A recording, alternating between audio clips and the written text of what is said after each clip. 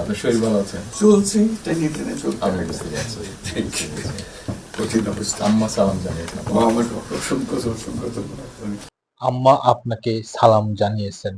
Doctor Mohammad Yunus Bangladesh অন্তর্বর্তীকালীন সরকারের প্রধান উপদেষ্টা, তিনি সাদরে এই সালাম গ্রহণ করেছেন এবং দেশনেত্রী বেগম খালেদা জিয়াকে সালাম তিনি পাঠিয়েছেন।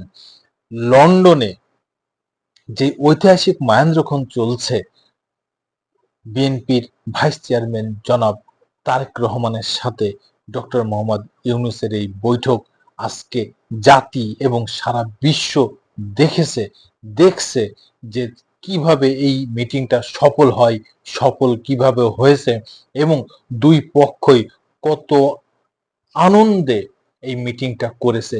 এত ফলপ্রসূ একটা মিটিং বাংলাদেশে 1971 সালের পরে আর হয়েছে কিনা আমার জানা নেই। দর্শক বন্ধুরা, আপনাদেরও হয়তো জানা নেই। দেশ নেতা এবং ভবিষ্যৎ প্রধানমন্ত্রী জনাব তারেক রহমান তার মার সালাম এইভাবেই লন্ডনে পৌঁছে দিলেন ডক্টর মোহাম্মদ ইউনূসকে। তারেক রহমান দীর্ঘ 17 বছর এই লন্ডনের প্রবাস জীবনে আছেন।